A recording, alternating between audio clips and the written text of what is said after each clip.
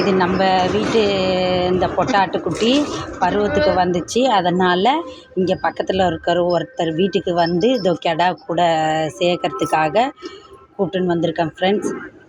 இது நம்ம வீட்டில் கெடா இல்லை ஃப்ரெண்ட்ஸ். அதனால் இங்கே ஒருத்தவங்க வீட்டில் இந்த கூப்பிட்டு வந்திருக்கேன். இந்த பொட்டாட்டுக்குட்டி நம்ம வீட்டில் போட்டு 1.25 மாதம் ஆகிப்போச்சு. இப்போ தான் பயிராகிறதுக்காக கூப்பிட்டு வந்திருக்கோம் ஃப்ரெண்ட்ஸ். நம்மக்கிட்ட கெடா இருந்தால் கொஞ்சம் சுலபமாக இருக்கும். சரி, இப்போ நம்மக்கிட்ட கெடா இல்லை. அதனால் இந்த கெடா கிட்ட எண்ணெய் சேர்க்கறதுக்காக கூப்பிட்டு வந்திருக்கேன் ஃப்ரெண்ட்ஸ். நானும் வந்து 1/4 மணி நேரம் ஆயிடுச்சு. இன்னும் ஒன்றும் இது பண்ணுற மாதிரி தெரியல. சரி, அதான் நம்ம அன்னைக்கு தனியாக விட்டுட்டு போயிட்டேன்னா ஒரே கத்தின்னு இருந்தது. அதான் நானும் இருந்து ஒரு வீடியோ போடலான்னு சொல்லிவிட்டு ஒரு வீடியோ எடுத்தேன். உங்களுக்கு பயனுள்ள வீடியோவாக இருக்கும். கெடா தேர்வு செய்கிறது இப்படி தான் ஃப்ரெண்ட்ஸ். கெடா தேர்வு செய்யணும். எவ்வளோ பெருசாக இருக்குது.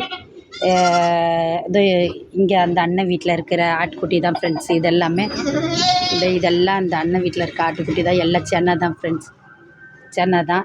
இதெல்லாம் அந்த குட்டிங்களோட தாயெல்லாம் உள்ளே இருக்குது. கெடா பாருங்கள் ஃப்ரெண்ட்ஸ் எப்படி இருக்குது கம்பீரமாக.